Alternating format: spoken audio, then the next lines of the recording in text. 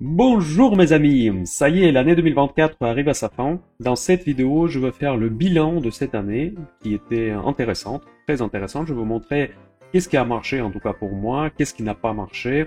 Je vais vous présenter ma plus grosse perte de l'année, ma meilleure ligne de l'année et également je vais partager avec vous mes projets pour 2025, dans quoi je compte investir, quelle sera la stratégie pour l'année à venir. Et dans les commentaires à cette vidéo, je vous propose que vous partagez également avec notre communauté MinderCash comment ça a été l'année 2024 pour vous, quelle était votre meilleure ligne, quelle était la pire ligne de l'année et qu'est-ce que vous allez acheter pour 2025. Je pense que ça va être super intéressant d'avoir ce partage dans les commentaires pour qu'on puisse se remettre en cause éventuellement et avoir des nouvelles idées. Allez, nous commençons. Je vous rappelle que cette émission Café du Dimanche sort en partenariat avec le courtier Interactive Brokers. Si le changement de courtier de bourse fait partie de vos résolutions 2025, n'oubliez pas d'aller consulter le lien dans la description à cette vidéo. Et je vous rappelle que le deuxième soutien, c'est vos likes. Si vous aimez MinderCash, n'oubliez pas faire cette petite geste de gentillesse qui m'aide énormément pour développer cette chaîne. Alors mes amis, les lignes de portefeuille que je vais vous présenter aujourd'hui, ce sont des lignes que je communique à mes abonnés dans le cadre de projet MinderCash Patrimoine. Évidemment, je dois respecter la déontologie envers les personnes qui ont pris les abonnements, qui sont pas bien chers, bien évidemment. Je ne cache pas grand-chose, donc si ça vous intéresse, vous pouvez aller dans la description et voir comment rejoindre le projet MinderCash Patrimoine. Et je ne peux pas montrer toutes les lignes de mon portefeuille. Je vais quand même montrer certaines lignes les plus importantes et les plus intéressantes pour faire la rétrospective de l'année 2024. Voilà donc mon portefeuille que je communique à mes abonnés toutes les semaines. Et dans ce portefeuille, vous allez vite distinguer plusieurs segments. Le premier segment, c'est le fonds de portefeuille. Ce sont des actions que j'appelle parfois les actions de catégorie A. Ce sont principalement des entreprises avec des forts avantages concurrentiels. Ce n'est pas nécessairement juste des entreprises des grands indices, mais ce sont des entreprises où il y a les gros moites. Ce qu'on appelle moite en argot du trading d'investissement signifie l'avantage concurrentiel fort et durable. Les deux sont très importants parce qu'on peut avoir un avantage concurrentiel temporaire, on peut le monétiser. Certains disent que Nvidia, par exemple, se trouve actuellement dans cette situation. Je trouve que ça fait un moment qu'elle se trouve dans cette situation, donc on peut se poser la question que c'est vraiment temporaire. Mais dans tous les cas, les sociétés de la catégorie A, ce sont celles qui représentent, qui détiennent des gros avantages concurrentiels qui ont susceptibles de durer dans le temps. La première réussite de cette année, c'est que j'ai réussi de remplir cette catégorie de fonds de portefeuille avec pas mal de lignes. Je vous rappelle que toute cette année, c'était une année de actions très dispersées. Nous avons vu la montée de l'intelligence artificielle. Toutes les actions exposées sur cette thématique ont affiché de très très belles performances qui a fait tirer les indices américains vers le haut, qui surperforment largement tous les autres indices. Mais globalement, si on enlève l'intelligence artificielle, les indices américains ont performé de manière très similaire par rapport aux autres indices du monde développé. Donc le premier point positif que je vois pour mon portefeuille MinderCash Patrimoine, que j'ai quand même réussi de remplir le segment le plus important que moi je considère le plus important de mon portefeuille d'investissement à long terme. Je vous rappelle qu'initialement, le but du projet MinderCash Patrimoine, il y a 1 an et demi exactement, c'était de partir de capital de 100 000 euros afin de créer des revenus passifs à partir de la bourse de 4 000 euros bruts. C'était ça le défi que je me suis fixé sur 5 ans. Donc pour moi, il reste 3 ans et demi afin d'arriver à cet objectif.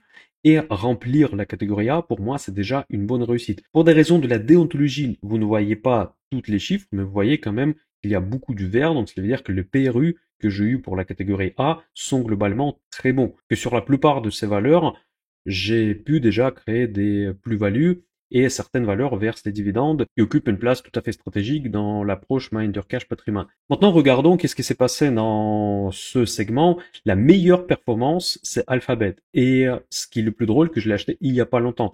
Je l'ai acheté littéralement il y a 3 mois et donc la performance est déjà plus de 44% sur une période très courte.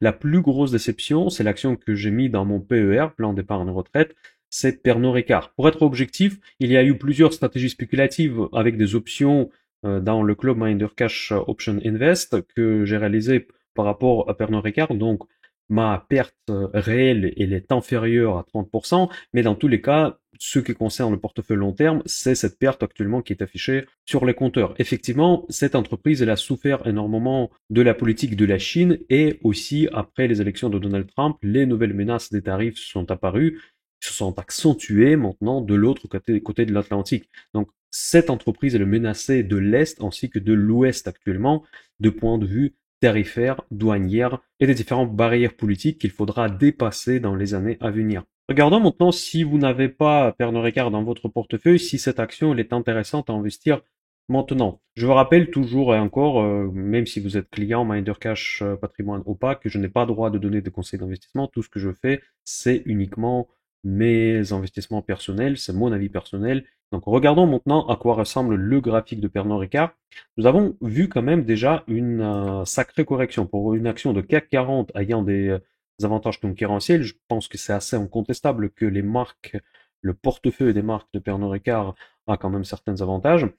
Nous pouvons déjà constater une correction de plus de 52%. C'est quand même énorme pour une entreprise de telle qualité, de telle taille. Et on peut se dire qu'à un moment donné, il faudra commencer à chercher les points bas. C'est vrai que certaines actions, ils touchent les points bas, ils le cassent et ils creusent encore.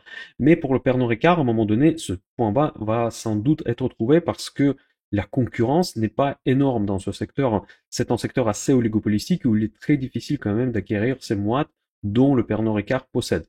Dites-moi dans les commentaires si vous n'êtes pas d'accord, si vous pensez que d'autres entreprises qui pourraient faire concurrence à Pernod Ricard, moi je vois difficilement.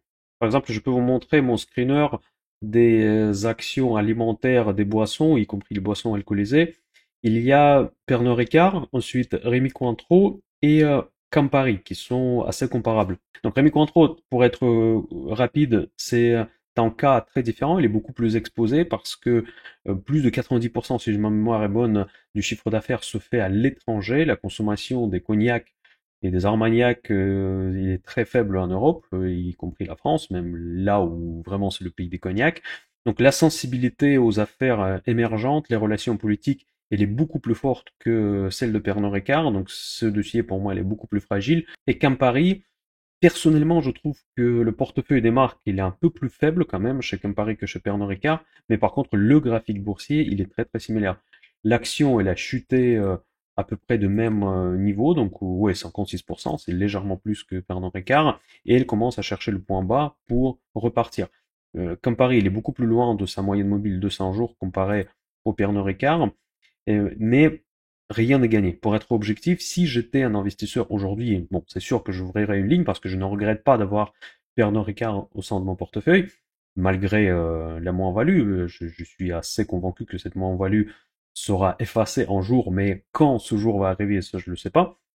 Eh bien, aujourd'hui, de point de vue technique, cette action quand même reste baissière, même si elle tente de casser les moyennes mobiles, mais pour le moment, il n'a cassé que la moyenne mobile de 20 jours, ce qui n'est pas suffisamment fort, ce n'est pas un signal d'achat pour le moment. Une fois qu'on va dépasser la moyenne mobile de 50 jours, on peut déjà initier la première ligne. Si je commençais de zéro sur cette action, je ferai comme ça. Et le véritable signal d'achat sera le franchissement de la ligne rouge, la ligne de 200 jours moyenne mobile. Mais on est assez loin et attendre jusqu'à là, peut-être c'est un petit peu trop, car le mouvement peut se faire avec un gap suite à une bonne publication, par exemple, ou la publication moins pire que attendu, et vous risquez de perdre une grosse partie de potentiel. Donc enfin, nous parlons de sociétés de catégorie A avec des forts avantages concurrentiels. Donc risque, c'est à vous évidemment de le mesurer, mais selon moi, le risque est quand même limité à condition que votre horizon d'investissement est suffisamment long terme. Maintenant, parlons des réussites Alphabet Google. Je vais vous rappeler les circonstances dans lesquelles j'ai acheté l'action Google parce que c'est assez classique, c'est formateur. Il y avait un moment donné, en 2024, quand l'opinion publique, le consensus, les médias étaient en train de enterrer littéralement l'action Google en disant que Google est en retard avec l'intelligence artificielle, etc., etc. Ce phénomène, on observe très très souvent. Les analystes, les boursiers, les investisseurs, les traders sont très émotionnels, surtout maintenant quand nous avons des valorisations très fortes sur certains titres. Parfois, on s'emballe trop vite sur certaines actions, mais parfois, on tombe en dépression aussi vite sur d'autres. Et c'était le cas sur Alphabet. N'oubliez pas que toutes les GAFAM, ce sont des cash machines. Ce sont des entreprises qui gagnent énormément de l'argent. C'était la même histoire avec Meta l'année dernière, l'année 2023. Malheureusement, je n'ai pas pu profiter parce que j'ai raté l'affaire. Ici, je ne l'ai pas raté. Mais les circonstances étaient exactement les mêmes. Tout le monde disait que allez, Meta, ils n'ont pas réussi avec leur metaverse, maintenant c'est foutu. Sur Google, on disait que ça y est, Gemini n'est pas aussi performant que ChatGPT, c'est fini l'histoire de Google. N'oubliez pas qu'ils sont capables de corriger leurs erreurs. Regardez Microsoft par exemple, ils se sont trompés sur beaucoup de projets, notamment MSN, les Messenger, tous les réseaux sociaux, ils ont complètement perdu. Et pareil pour Google, sur Google Circles, certains on se souvient encore de ce réseau social, ils n'ont pas pu gagner dans la concurrence contre Facebook et Instagram. Mais les erreurs, ce n'est pas la fin du monde. Ils ont du cash, ils ont des moyens pour corriger ces erreurs et de repartir de plus belle. Et ce qui s'est passé actuellement, le nouveau système Gemini qui a été réalisé récemment par Alphabet fait partie des meilleurs systèmes d'intelligence artificielle de cette fin d'année 2024. Et l'année 2025, je pense qu'elle sera très belle également pour Google. Je suis assez convaincu pour cette action pour l'année 2025, malgré les performances qui est déjà plus que satisfaisantes. Faisons maintenant le même exercice pour Google, et si je ne l'avais pas dans le portefeuille, est-ce que j'achèterais au cours actuel, sachant que là, je suis dans une plus-value très forte? Eh bien, c'est différent, parce que la tendance est devenue très haussière à partir de fin novembre 2024. C'est justement le release de Gemini, la nouvelle version de Gemini qui s'est avérée très très performante et tout à fait en ligne avec les tendances des puissances actuelles des moteurs d'intelligence artificielle. Avant que je vous donne mon avis sur la tendance future, j'ai remarqué que TradingView a conservé mes anciens dessins que j'ai dessinés avant que le marché fasse ce mouvement. Et regardez à quel point les vagues et les hautes que j'utilise de temps en temps dans mon analyse sont pertinentes. Et permettent vraiment souvent de prédire les marchés. Là, je le dessinais un petit peu trop loin, mais quand même, c'est très très exact. Et je pense que cette méthodologie d'analyse technique mérite vraiment votre attention si ça vous intéresse. D'ailleurs, j'ai commencé à préparer la nouvelle formation que je veux réaliser en 2025 sans doute sur l'analyse technique et la grosse partie de cette formation va être basée sur justement la théorie des vagues et les hautes dont moi je trouve assez pertinente, en tout cas de point de vue de modélisation, de construction des systèmes de trading avec des bonnes profit factors. Bon, ça c'est un sujet un petit peu à part. Si on parle de l'action Google, on a entamé la tendance haussière en fin novembre 2024, et maintenant tout ce que je peux voir du négatif, le pire scénario, c'est de toucher tout simplement la borne basse de ce canal, ce qui se trouve très proche au niveau actuel, je dirais à 190 peut-être dollars, mais dans tous les cas, pour moi, on doit repartir encore une fois à la hausse et 2025, je vois comme l'année potentiellement très positive pour l'action Alphabet Google.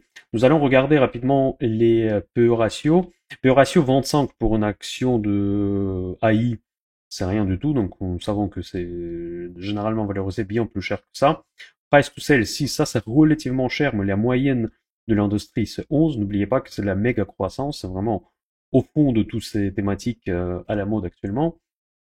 Et les return on equity sont toujours classiques, énormes, comme pour toutes les sociétés de GAFAM. Return on equity 32%, return on investment, on touche 15 sur moyenne sur 5 ans et 21% sur les trailing 12 months, sur les 12 années glissantes. Bref, c'est une excellente entreprise, donc les BNA, bénéfices par action montent, les chiffres d'affaires montent, tout monte. C'est des flux financiers de rêve comme pour la plupart des sociétés de GAFAM. Et la valorisation ne me paraît pas hyper excessive, même si on pourrait éventuellement espérer un peu mieux. Mais là, cette société est en train de se rattraper et le rattrapage n'est pas encore terminé parce que ses concurrents sont valorisés encore plus cher. Le reste du portefeuille est structuré par secteur, donc vous voyez le secteur d'énergie, y compris les énergies renouvelables, ensuite les semi-conducteurs, automobiles, dans lequel j'ai investi à la fin de l'année 2024, ensuite le consulting, ça ce sont les SS2I, la défense, on va en parler, pharma, c'est tout récent que je commençais à investir, les minières, les télécoms et les banques assurances. Donc, dans tous ces secteurs-là, je vais vous présenter juste deux lignes parce que, évidemment, encore une fois, pour des raisons de la déontologie envers mes abonnés, je ne peux pas vous présenter plus. la pire et la meilleure. Donc la pire, c'est clairement SolarEdge. On en a parlé partout. Vous savez, je pense que si vous suivez mon projet Minder Cash, vous ne pouvez pas ne pas le savoir que je détiens cette action et la performance est catastrophique. Il y a eu un double coup sur cette action. Premièrement, la hausse des taux d'intérêt parce que tous les projets d'installation des panneaux solaires sont, pour tout, la plupart de ces projets sont financés avec des crédits bancaires. Souvent, il y a eu des subventions dans beaucoup de pays. C'est clairement une action de la thématique de la transition énergétique envers les énergies renouvelables. Ce n'était pas l'année des énergies renouvelables. C'était une action hype après le Covid. Aujourd'hui, c'est pas du tout une action hype, mais ça peut en redevenir. Quand? Je ne sais pas. Deuxième coup, c'est le retour de Donald Trump à la Maison Blanche, parce qu'évidemment, il est vu comme anti-green. Je ne suis pas d'accord avec ça, je ne suis pas d'accord sur beaucoup de points par rapport à Donald Trump, l'ancien président des États-Unis, mais en ce qui concerne la transition énergétique, pour moi, le cœur de ces désaccords, que ne pas être convaincu dans les énergies renouvelables ne signifie pas d'être anti-green. On peut tout à fait privilégier les énergies qui rapportent le plus de bénéfices à l'économie aujourd'hui, tout en acceptant qu'à long terme, on devrait continuer à faire cette transition énergétique.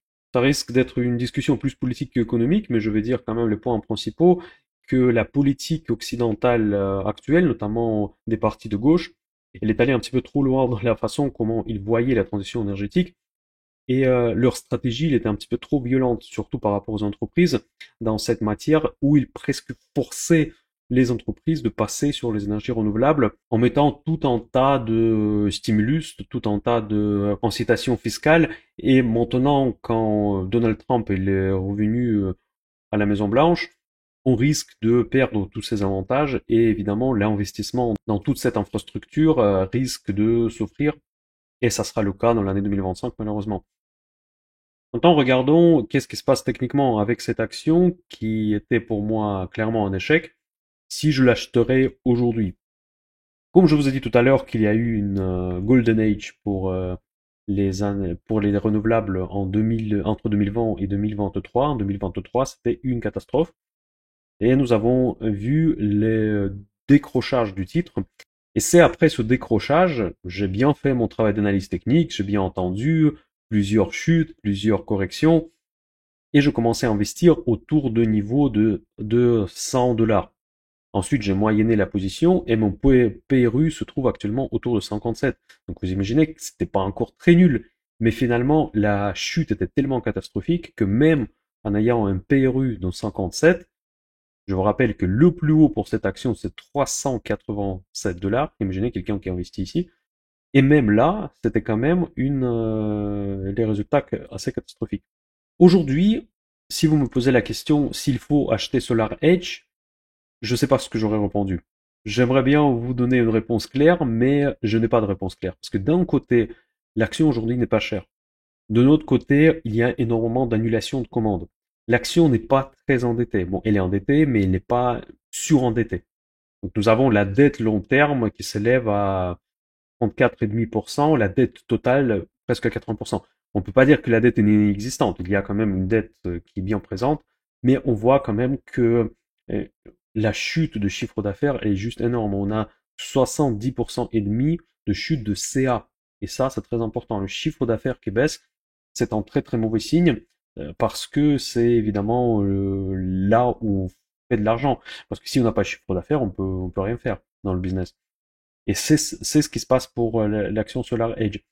Le problème, c'est que même si je suis convaincu que la transition énergétique, ce n'est pas fini, ça va reprendre, mais par contre, est-ce que cette entreprise saura survivre cette période de difficultés? Les difficultés sont les doubles. Les premières difficultés, c'est l'absence de stimulus fiscal. Avec Donald Trump, je ne pense pas qu'il va le faire. Deuxième point, c'est les taux. Maintenant, on parle des baisses des taux. Il y a la Fed qui dit que l'inflation a été battue et qu'il promettent encore des baisses des taux en 2025. Je disais dans ma précédente vidéo que je n'y crois pas trop. Je ne crois pas généralement à Jérôme Powell. Il a fait preuve déjà d'un bavardeur assez convaincu. Il peut dire tout ce qu'il veut aujourd'hui, mais les baisses des taux auront lieu uniquement si l'inflation baisse. Je ne suis pas certain que l'inflation sera aussi basse que tout le monde s'attend. Si l'inflation va repartir à la hausse, ça veut dire que les taux vont repartir à la hausse, donc ça sera encore plus difficile de financer ces projets. Et si on tombe dans une crise économique ou bien dans une récession, je pense que les actions de solaire vont s'offrir encore plus l'année prochaine. Donc j'ai envie de dire que malgré la chute catastrophique de ce titre au sein de mon portefeuille, je n'achèterai pas aujourd'hui ce titre, pour être franc avec vous. Oui, c'était une erreur, c'était une double erreur parce que je devais anticiper que l'inflation à zéro, ça ne va pas rester. En plus, après le Covid, j'ai acheté après le Covid largement.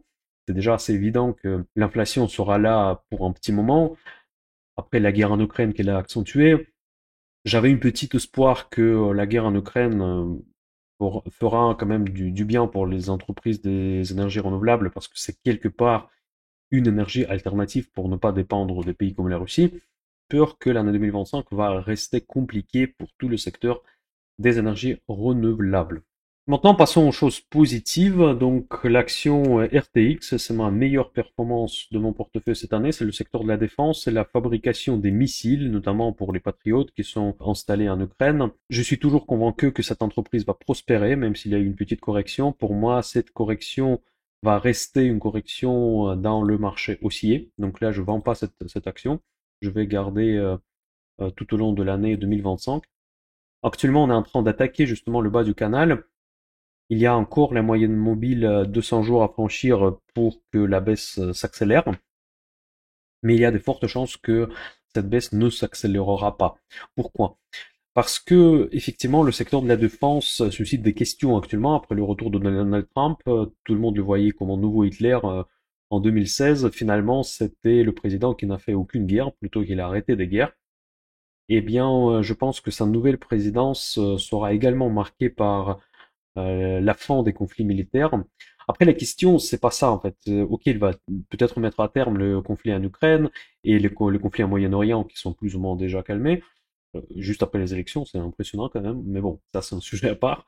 Et bien, la question c'est dans quelles conditions ça va s'arrêter. Est-ce qu'il va vraiment résoudre le problème de fond? Mais ça, je vais peut-être faire dans des vidéos sur la géopolitique que je sors dans une rubrique à part. Le fait est le suivant, que si les guerres se terminent, évidemment, ça va faire baisser les cours des actions de la défense. Donc, tout le segment de la défense de mes investissements, il est dans le vert, mais RTX a fait la meilleure performance. Je reste convaincu dans RTX pour une seule simple raison que Pentagone actuellement, il est en déficit de missiles. Tout le monde entier est en déficit de missiles. On voit que les guerres modernes se font principalement avec des missiles. Et la fabrication de ces missiles, ça aura toujours beaucoup de demandes. Et j'ai partagé il y a quelques semaines sur Telegram, que je vous invite à rejoindre d'ailleurs si ce n'est pas encore fait, l'article de Wall Street Journal lui disait clairement que Pentagone, pour Pentagone, on ne fabrique pas assez de missiles et ils vont passer des commandes, notamment d'après la société d'RTX, pour la fabrication de missiles supplémentaires afin de faire face à des conflits potentiels dans le monde. Donc, quoi qu'il en arrive, RTX devrait normalement avoir un carnet de commandes très bien rempli. Voilà mes amis, en ce que concerne mes meilleures performances et pires performances de mon portefeuille, et maintenant je voudrais vous parler de la stratégie globalement et ma stratégie notamment pour l'année 2025. Encore une fois, le portefeuille Minder Cash Patrimoine a été lancé avec le but très clair, le but des revenus passifs à partir de la bourse. Il y a des différentes sources de ces revenus que j'ai présentées, notamment dividendes évidemment en fait partie. Les dividendes, ça restera ma priorité pour 2025 parce que actuellement, c'est le moment. Mes amis, la bourse, les investisseurs, les analystes, c'est les êtres humains. Ils sont très émotionnels. On a tendance de surjouer certaines thématiques et on a tendance de tomber trop vite en dépression. J'ai déjà dit cette phrase dans cette vidéo. Actuellement, beaucoup de sociétés qui versent des dividendes sont échangées à des cours extrêmement intéressants. Certaines sociétés sont des pipeaux, d'autres ne le sont pas. Et il y en a assez pour construire un portefeuille qui va permettre de générer des dividendes pérennes à vie pour vous et votre famille. Et peut-être ça va vous remplacer votre job ou au moins créer un complément de revenus dans votre budget familial ou dans le budget de votre entreprise. Je vous ai dit tout à l'heure qu'il y a seulement quelques semaines, on était en train de dire que Google s'est foutu. Google s'est foutu. Maintenant, on dit que Stellantis s'est foutu, après Volkswagen s'est foutu. Bon, Volkswagen, c'est peut-être effectivement un problème. Mais Par exemple, les entreprises allemandes automobiles, vous les voyez pas, mais ils sont dans ma liste. Ils ne sont pas foutus, mes amis. Non, non. Beaucoup de personnes ont toujours envie de rouler en BMW, en Mercedes, en Porsche, tout ce que vous voulez. C'est toujours le cas. Ils ne sont pas prêts de changer pour passer sur BYD ou sur NIO. Non, c'est toujours les marques qui sont très attirées avec des gros moites. Mais choisissez la qualité, choisissez là où il y a l'avantage concurrentiel et les dividendes. Actuellement, nous vivons une période où ça existe. Par exemple, le luxe est en train de chuter. Actuellement, les dividendes dans le secteur de luxe sont faibles, mais si la chute se poursuit suite à je ne sais pas quelle raison, peut-être Trump qui va péter les plombs de faire des tarifs à 100% de je sais pas quoi, ça va faire tout chuter. Mais ces entreprises vont repartir à un moment donné, quand le cours va chuter, les dividendes à ce cours avec ce PRU vont être gigantesques. Et c'est à ce moment-là qu'il faudra agir, malgré l'opinion publique, malgré le consensus dominant sur les marchés et tout ce que disent les différents analystes à la télé. L'Oréal restera L'Oréal, Louis Vuitton restera Louis Vuitton, Hermès restera Hermès, BMW restera BMW. Il y en a encore d'autres exemples, notamment dans le secteur d'énergie. Je finis cette année 2024 avec une énorme position sur Total Energy. Vous savez que je suis très positif sur cette action, donc je ne le cache pas que parmi les lignes cachées, il y a Total Energy. Et à la fin de cette année, c'est devenu ma plus grosse ligne. Pourquoi c'est devenu ma plus grosse ligne? Parce que il y a le bon management, il y a des bonnes perspectives, il y a un mois, il y a d'un énorme dividende. Je ne comprends pas les investisseurs qui me disent aujourd'hui que Total Energy ne faut pas y investir. Défendez-moi ce point de vue. Je ne comprends pas dans ce cas-là quelles sont les conditions dans lesquelles vous allez investir. Quelqu'un qui dit ça, pour moi, c'est quelqu'un qui n'investit jamais. Il va toujours dire que c'est de la merde. Parce que il y aura toujours des circonstances magnifiques et parfaites. Nvidia, personne ne va vous la proposer aujourd'hui à 2 dollars. Non, ça n'existe pas. Parce que les actions qui sont déjà au sommet, ils coûtent cher, c'est normal. Donc le but d'investissement, c'est de comprendre que le marché se trompe par rapport à certains dossiers. Moi, personnellement, je trouve que le marché actuellement se trompe par rapport à Total Energy et tout un tas d'autres dossiers que je présente à mes abonnés avant de les intégrer dans mon portefeuille Manager Cash Patrimoine. Vous, peut-être, vous avez un autre point de vue. Je vous rappelle encore une fois que ce ne sont pas des conseils d'investissement, ce n'est que mon point de vue. Vous pouvez peut-être dénicher d'autres dossiers, mais n'hésitez pas d'aller contre l'opinion publique, pas contre l'analyse technique, mais contre ceux qui disent les différents analystes et influencent inévitablement nos cerveaux, même si vous êtes très très intelligent, quand on écoute la télé, quelqu'un avec une cravate, dans un beau studio de la BFM, de je ne sais pas quoi, on a tendance de le considérer comme un expert, mais ils ne sont pas forcément plus experts que vous. Regardez les graphiques, l'analyse technique et l'analyse fondamentale, si tout colle, si l'entreprise possède des avantages concurrentiels, il ne faut pas hésiter pour y aller. Mais il s'agit des entreprises avec des avantages concurrentiels. Je vous conseille vraiment, si je me permets de donner un conseil, le seul conseil que je donnerai pour l'année 2025, c'est de rester concentré, focus sur les moites. Et les moites, il n'y a pas que dans l'intelligence artificielle. Voilà, en ce qui concerne ma stratégie pour l'année 2025, je vais être concentré sur les dividendes, notamment s'il y aura une crise en France, qui est tout à fait possible. Je ne serais pas surpris de voir les deuxièmes législatives en 2025, voire les présidentielles. Ça va perturber les marchés, ça va peut-être même perturber la dette française, ce que je doute, mais c'est possible. Et je vais profiter pour investir sur des valeurs qui proposent des dividendes et aussi des moites. Et oui, je vais profiter de cette crise potentielle pour prendre les positions dans des valeurs qui ont des forts moites et qui proposent des dividendes, y compris les valeurs directement liées à l'État, notamment Orange, Vinci, tout ce que vous voulez. Actuellement, je considère que le marché américain ne présente pas énormément d'opportunités pour deux raisons. Première raison, que les marchés des indices sont très hauts, notamment dans la techno, tirent quand même le reste de la côte américaine vers le haut également. Et deuxième raison, que pour nous, les investisseurs européens, pour moi notamment la devise de base c'est l'euro, acheter les actions en dollars, actuellement ça coûte cher à cause de cours de change. Et j'aimerais bien aussi voir des clarifications de la politique de Donald Trump, ce qu'on verra après le 20 janvier. Voilà mes amis, pour résumer, 2025 pour moi, ça sera la stratégie plus ou moins similaire à ce que je faisais en 2024. Je pense que je serai un petit peu plus passif qu'en 2024. Je vais plus regrouper les lignes, peut-être vendre une ligne pour acheter une autre. Et il y aura beaucoup, beaucoup d'opportunités, notamment sur les marchés européens. L'Europe qui est en train de plonger dans la crise. Encore une fois, je dis, la crise, c'est les opportunités. Il faut juste ne pas acheter n'importe quoi. Il faut acheter des valeurs qui vont avoir du potentiel et qui vont faire partie du monde de demain. Allez, je vous souhaite de passer un très bon dimanche, à bientôt et bonne fête de fin d'année. Bye bye, mind your cash.